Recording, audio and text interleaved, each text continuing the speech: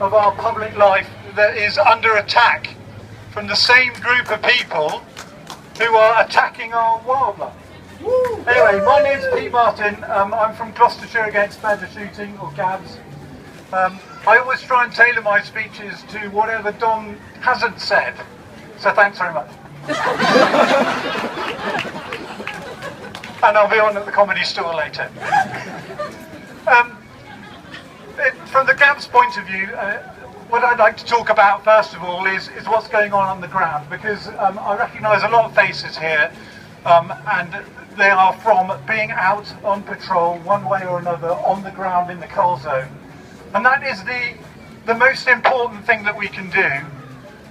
We all know what we think about badgers, we all know what we think about the cull, but ultimately it depends on us being out in numbers on the ground. We can't quantify how many badgers we saved by walking footpaths last year. Gloucestershire Against Badger Shooting is part of the visible protest. We don't do the disappearing into the night as the invisible protesters, our friends the SABs, do. But it would be very interesting if we could work out how many thousands of badgers we saved just by being there, just by putting the gunmen off, just by being on the footpaths at the right time, shining torches with our thermos flasks and bumbling about, and those who went and picked up badger cages and all that kind of thing. The other important thing is that we haven't been idle since the last cull stopped. My wife Tina, who couldn't be here today, is part of the Gloucestershire, well, it's GABS and SABs. It's the Police and Legal Liaison Team, which is a bit of a mouthful. But they have been holding the police to account for the way they policed the Cull last time.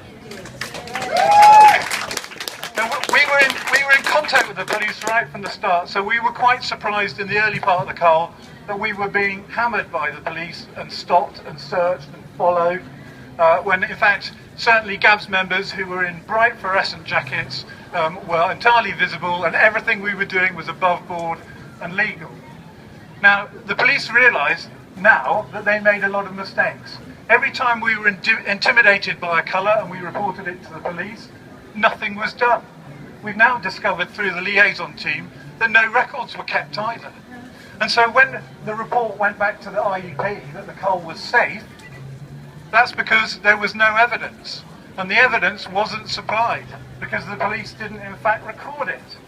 Now, to their credit, they have sat down with us, and the policing will be wildly different this time round. They know that we record every incident. We are now going to demand incident numbers. Every time we're intimidated, we will demand an incident number, which means it goes onto their system, which means they have to track it, which means they have to do something about it. So when all of you come down to the Cull zone next time, if it goes ahead, and it's still possible that it won't, it's very important to bring your camera phone with you or some other kind of recording device. There's been a very interesting incident report from the Avon Somerset Police, which was the Tasker incident, where what happened was, the long story is that a couple of colours who were new had replaced a team the night before who'd had their licence removed, so that tells you something about what was going on. They came down to a site. They used some fishing sheds as a backstop for their shot with a high-powered rifle, which would have just gone straight through the sheds and killed the fishermen on the other side. They took a shot, and it was so close to someone that they screamed. The colours then disappeared for 4 hours, presumably believing they'd killed someone. They didn't contact the police, they didn't contact the ambulance. In fact, no one was hurt. They came back 4 hours later looking for their badger, by which time the set monitoring team had changed, and it featured a Mr. Tasker, who said, perhaps unwisely, looking for a dead badger, are you? And they then beat him up. But what they then did was they rang the police and said they'd been beaten up. And because the colours were using a different network to the 999 network, their message got through 10 minutes before Mr. Tasker's call, who correctly identified that he'd been beaten up. There then followed a pantomime with lights flashing, failing GPS systems and all the rest of it. Anyway, what's transpired from that is that the police were completely biased towards the belief that it was the protesters that had caused the violence and not the other way round.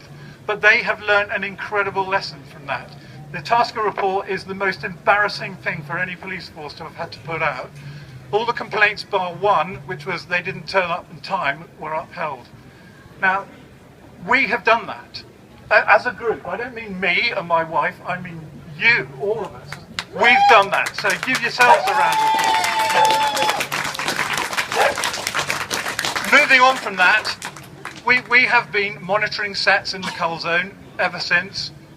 We have got everything mapped out. We've also been onto the County Council about blocked footpaths, and there's a County Council report from Gloucester to say that the county highways will now be monitoring all the footpaths to make sure they're not blocked.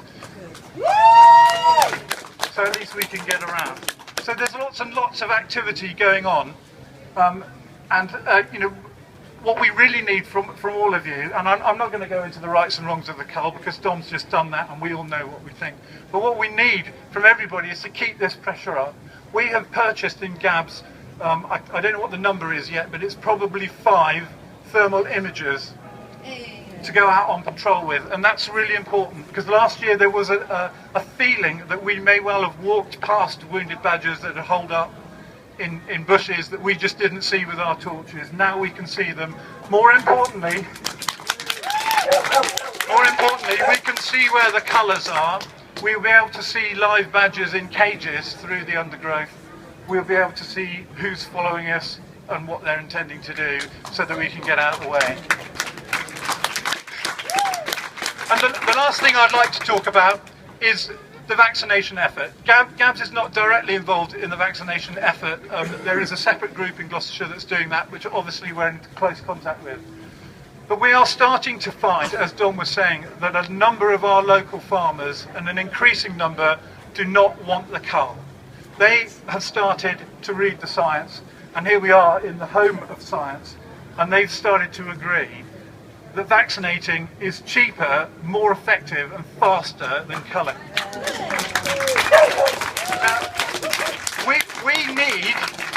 We need to encourage those farmers. So I think our protest, we have to keep up what we've been doing, but we need to encourage these farmers. I read an interesting statistic recently that 40% of the farmers in the Gloucestershire TB hotspot don't have TB. Right, that tells you something. Most of them have never had it. That tells you something about how they're farming.